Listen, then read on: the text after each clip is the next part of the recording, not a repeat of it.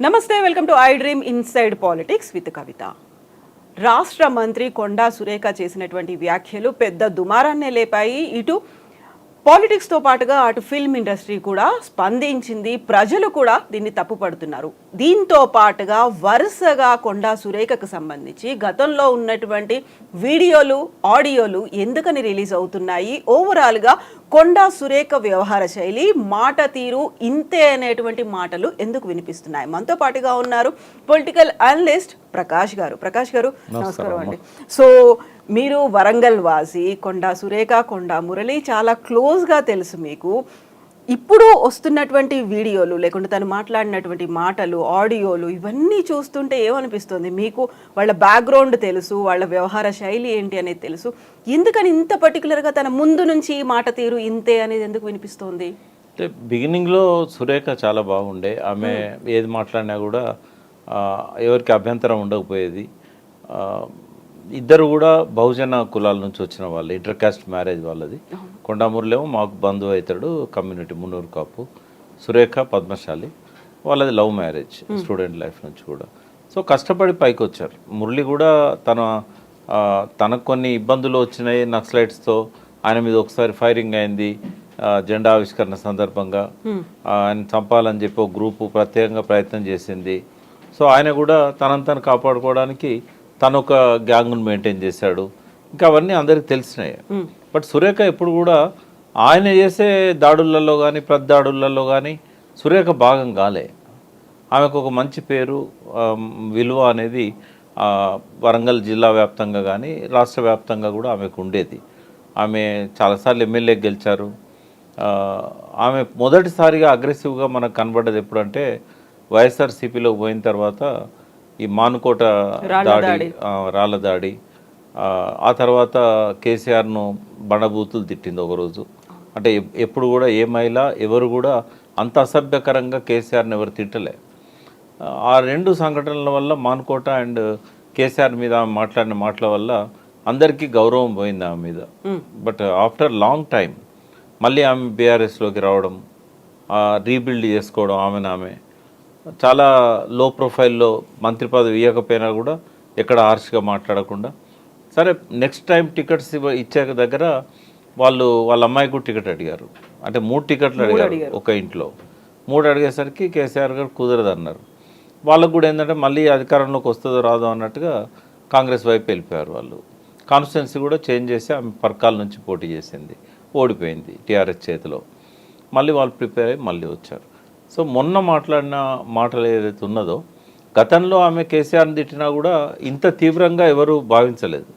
అంటే ఉద్యమకారులు కేసీఆర్ని అందరు తిడుతున్నారు, ఆమె కూడా తిడుతుంది, ఎందుకంటే ఆమెకు తెలంగాణ ఇష్టం లేదు, వైఎస్ఆర్ క్యాంపులో ఉంది అని అనుకున్నారు. కానీ నాగార్జున వాళ్ళు రాజకీయ కుటుంబం కాదు. తర్వాత గత 70 సంవత్సరాల నుంచి నాగేశ్వరరావు కుటుంబం అనేది రాష్ట్రంలో అందరి ప్రజలకు సుపరిచితమే. ఆయన ఎన్నడూ కాంట్రవర్సీ కాలేదు, ఎప్పుడు వివాదాల్లోకి రాలేదు.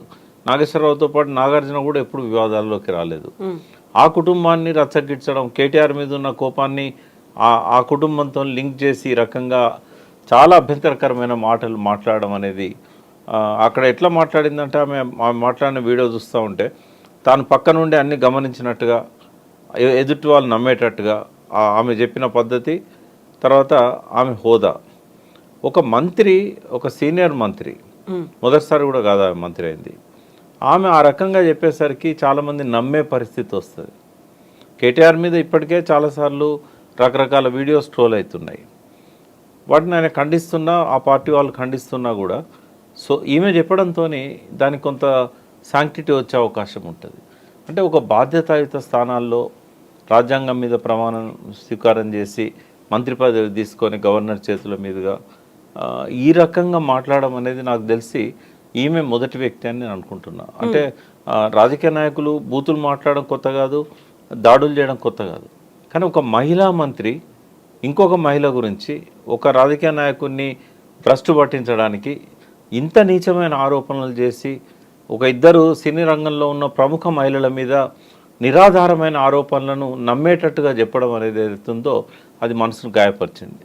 నేనైతే నిన్న కూడా ఒక ఛానల్లో చెప్పాను, ఆమె మీద చాలా గౌరవం ఉండేది, ఇప్పుడు పూర్తిగా పోయింది.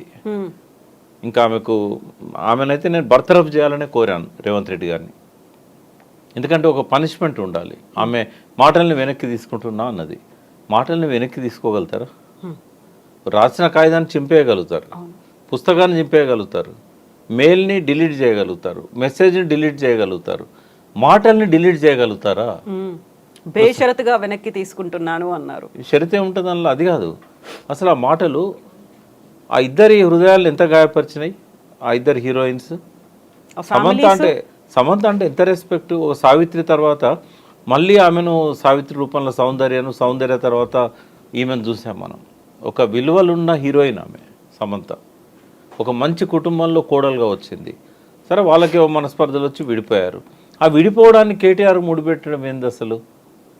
ఇప్పుడు కేటీఆర్ కూడా ఆయన మంచి ఎడ్యుకేషన్ ఉండి మంచి కుటుంబం నుంచి వచ్చి సంస్కారం ఉన్న వ్యక్తిగా ఆయన మనకు కనబడతాడు లాస్ట్ 10 yearsలో ఎక్కడ కూడా. అటువంటి వ్యక్తి ఈ చిల్లర పద్ధతిలో అడుగుతాడా?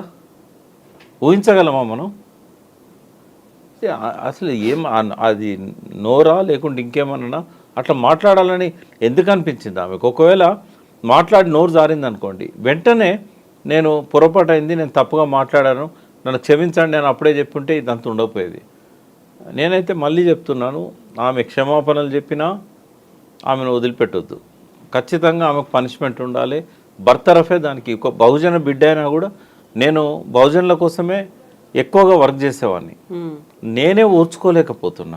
ఇప్పుడు ఇంకో సరికొత్త వాదన, బీసీ మహిళ తన మీద ఇంకా ఎక్కువగా అటాక్ చేయకండి, వదిలేయండి అనేటువంటి వాదన ఎందుకు తీసుకొస్తున్నారు? బీసీ మహిళ అయితే మాట్లాడొచ్చా? ఇక్కడ బీసీ అనే కార్డే వాడొద్దు. ఇంకోటి తెలుసా, ఈ మాటలు ఎప్పుడు అన్నంటే అగ్రకులాల మహిళలు అన్నారంటే అర్థం చేసుకోవచ్చు, ఆ కల్చర్ వేరు. బీసీ మహిళలలో కల్చర్ ఉండదు. ఒకవేళ తెలంగాణలో నేను ఒక తిట్టులో కూడా ఆప్యాయత ఉంటుందమ్మా. ఆ బూతు అది ఏ రకంగా ఉంటుందంటే ఒక ఆప్యాయత కనబడుతూ ఉంటుంది అందులో ఏమైనా మాట్లాడినా కూడా. ఎవరో బాగా తాగి అట్టడుగున ఉన్న వాళ్ళు ఎవరన్నా అట్లా మాట్లాడినంటే అర్థం ఉంది. ఒక మహిళగా గా స్థాయికి వచ్చి అట్లా మాట్లాడేది అసలు. 30 ఏళ్ల నుంచి ప్రజాప్రతినిధిగా ఉంటూ ఇప్పుడు మంత్రి స్థాయిలో ఉండి అది కూడా ఇప్పుడు ఆమె భర్త కూడా సహించాడు ఈమె మాట్లాడిన మాటలకి. సరే, మరి ఇదేమన్నా ఒక ప్లాన్ అనేది కూడా నాకు డౌట్ ఉంది. ఎవరి ప్లాన్ అంటే ఇప్పుడు హైడ్రా మీద హైకోర్టు అక్షింతలు, మూసి మీద ఈ గొడవలు ఇవన్నీ జరుగుతూ ఉన్నాయి కదా. ఏమన్నా క్లెవర్గా ఒక సెన్సేషన్ క్రియేట్ చేయడానికి, అంటే రేవంత్ రెడ్డి మార్క్ రాజకీయం అయితే అట్లుంటుంది. అంటే ఒక గీతను ముట్టుకోకుండా తక్కువ చేయాలంటే ఒక పెద్ద గీత గీయాలని ఎట్లయితే తెనాలి రామకృష్ణుడు చెప్పాడో, మొత్తం మీడియా అటెన్షన్ అంతా డైవర్ట్ చేసింది ఒక 2 రోజుల నుంచి. ఆయన క్షమాపణలు చెప్పాల్సిన పరిస్థితి ఎందుకు వస్తుంది? ఆయనే దీని వెనకాల ఏమన్నా నువ్వు మాట్లాడు, ఏదైనా ఉంటే నేను చూసుకుంటా అని చెప్పాడా? ఎందుకంటే ఆయన ఎందుకు సస్పెక్ట్ చేస్తున్నామంటే ఆయన కూడా మాటలు ఇష్టం వచ్చినట్టు పండబెట్టి తొక్కుతా, పేగులు మెడకేసుకుంటా, గుడ్లు బీకేస్తా, కనుగుడ్లతో గోళీలు ఆడుకుంటా, ఈ పనికి మాలిన మాటలన్నీ కూడా ఒక చీఫ్ మినిస్టర్గా ఆయన తన స్థాయిని మర్చి, తన హోదాను మర్చి తను మాట్లాడాడు. అయితే ఆయనే డైరెక్ట్ చేశాడా, లేకుంటే ఆయన ఇన్ఫ్లుయెన్స్ సురేఖ మీద ఉందా? ఎందుకంటే ఒక ముఖ్యమంత్రి ఇష్టం వచ్చినట్టు, నోటికి ఇష్టం వచ్చినట్టు మాట్లాడుతూ ఉంటే నేనెందుకు మాట్లాడకూడదు అని ఏమన్నా అనుకున్నదా? ఒకవేళ రేవంత్ రెడ్డికి సంబంధం లేదు, ఇది ఈమె పొరపాటున నోరు జారిందని అనుకుంటే, ఇంకొకరికి ఇది ఒక గుర్తింపుగా ఉండాలంటే ఆమెను బర్తరఫ్ చేయాలి క్యాబినెట్ నుంచి. ఇంకా ఎవరు కూడా ఏదైనా నోరు జారేటప్పుడు సురేఖ గుర్తు రావాలి వాళ్ళకు. అట్లాంటి పనిష్మెంట్ ఇవ్వాలి ఆమెకి.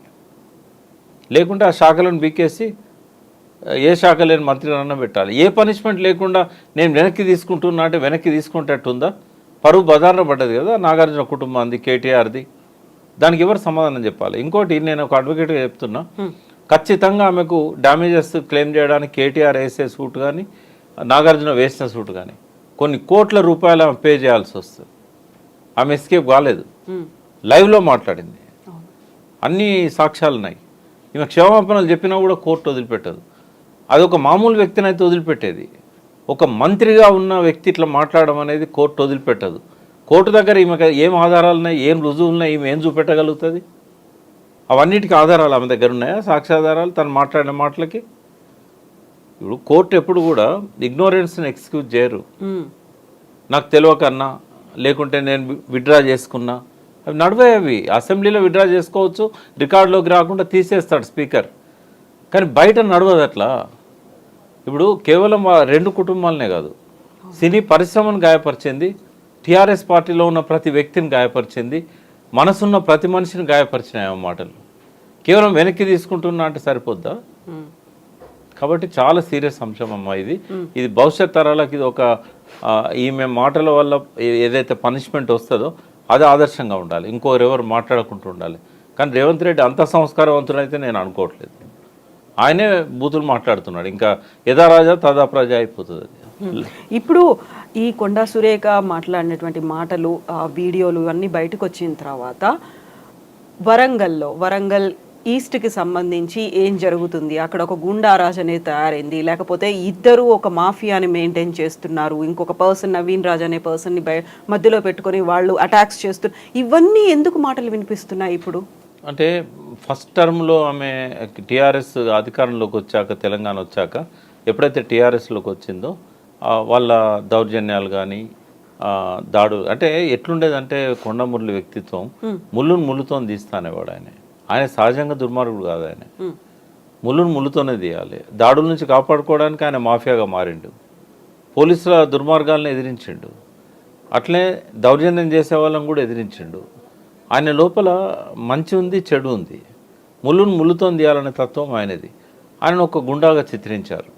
సరే ఏదైతే ఆయన దాన్ని కంటిన్యూ చేశాడు. కానీ 2014లో ఎప్పుడైతే టీఆర్ఎస్లోకి వాళ్ళు వచ్చారో, వాళ్ళు వచ్చిన తర్వాత వాళ్ళు దాన్ని ఆపేశారు. ఎటువంటి దాడులు కానీ దుర్మార్గాలు కానీ నవీన్ రాజు లాంటి వాళ్ళు ముందుండేదన్నా చేసినా కూడా అంత ముందున్న పద్ధతిలో అయితే జరగలేదు. అవి ఒక పెద్ద మనిషిగా ఉండేవాడు. ఇప్పుడు నేను కూడా ఒకసారి పోయినాను ఆయన దగ్గరికి, మ్యాట్రిమోనియల్ ఇష్యూ, అది డైవోర్స్ సంబంధించింది. వీడు పిలిచి మాట్లాడి విడాకులు చేయించండి, వాళ్ళకి ఇచ్చిన డబ్బులు ఏదో ఇప్పించండి అంటే చేశాడు ఆయన. అంటే అటువంటి అవసరాలు ఉంటాయి అక్కడ. బట్ దాన్ని బట్టి ఆయన, నాకు తెలిసి లాస్ట్ 10 yearsలో ఎక్కడ కూడా మాఫియా పని ఆయన చేయలేదు. సురేఖ కూడా వాళ్ళ అమ్మాయి కూడా ఎంతో సంస్కారవంతులుగానే వాళ్ళు ఈ పాలిటిక్స్లో ఉన్నారు. వాళ్ళ అమ్మాయికి టికెట్ అడిగినా ఇవ్వకపోయినా, ఆయన కాంగ్రెస్లోకి పోయినా తర్వాత కూడా దౌర్జన్యాలు చేయలేదు. ఈ 10 years టీఆర్ఎస్ పాలనలో కేసులు ఏం లేవు.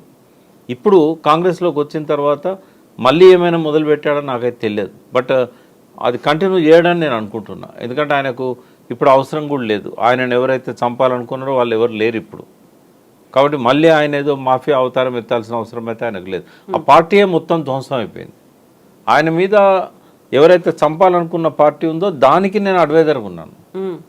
కాబట్టి ఆ రోజుల్లో నాకు తెలుసు ఆయన మీద అటాక్ ఎట్లా ప్లాన్ చేశారు, ఎట్లా తప్పించుకున్నాడు, తర్వాత వాళ్ళు ఏమనుకున్నారు, తర్వాత అక్కడి నుంచి ఆయనే వాళ్ళల్లో శత్రుశేషం లేకుండా చేయడానికి ఆయన మీద కక్ష కట్టిన వ్యక్తిని ఈయన ఎట్లా చంపించాడు.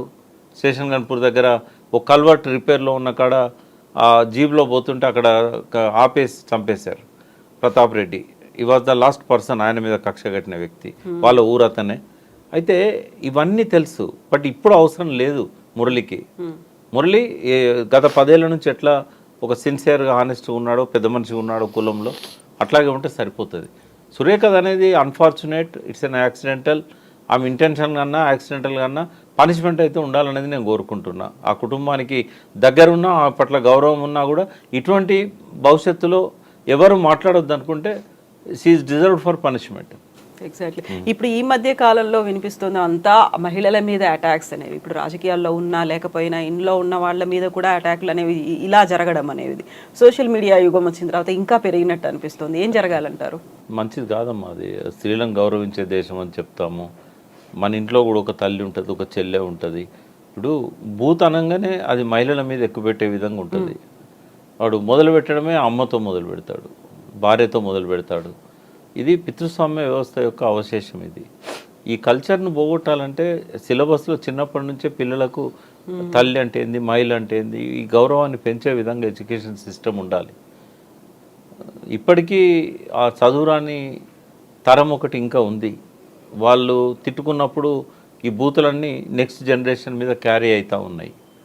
దీనికి ఒక సాంస్కృతిక పరంగా ఒక కాన్స్టెంట్ ఎఫర్ట్ లేకపోతే ఇవి నెక్స్ట్ జనరేషన్ కూడా క్యారీ అవుతాయి. కాకపోతే వాళ్ళు తెలుగులో బూతులో తిట్టుకున్నారు, ముందు మాండలికంలో తిట్టుకున్నారు, తర్వాత తెలుగులో తిట్టుకున్నారు, ఇప్పుడు ఇంగ్లీష్లో తిట్టుకుంటున్నారు. మళ్ళీ అవే బూతులు. చదువుకున్న వాళ్ళు అమ్మ టార్గెట్ అవుతుంది, అమ్మ టార్గెట్ అవుతుంది, మహిళ టార్గెట్ అవుతుంది. ఈ కల్చర్ పోవాలి, దీనికి అగెనిస్ట్గా ఒక ఫైట్ అనేది స్టార్ట్ కావాలి. వీటి మీద పనిష్మెంట్స్ కూడా బాగుండాలి. ఊరికే చూచున్నట్టు వదిలిపెట్టకూడదు. వాళ్ళ ప్రభుత్వంలో ఉన్న మంత్రిని చూచున్నట్టు వదిలేస్తే రేపు కోర్టు అయినా, ఇప్పుడు రేవంత్ రెడ్డి గారైనా, ఇది ఒక ప్రెసిడెంట్ అవుతుంది. రేపు ఇంకోరు తిడతారు, సారీ చెప్తారు. రేపు అసెంబ్లీలో తిడతారు, సారీ చెప్తారు. పద్ధతి అది. ఖచ్చితంగా she is deserved for punishment. S Prakash గారు, థ్యాంక్ యూ సో మచ్ అండి. Thank you.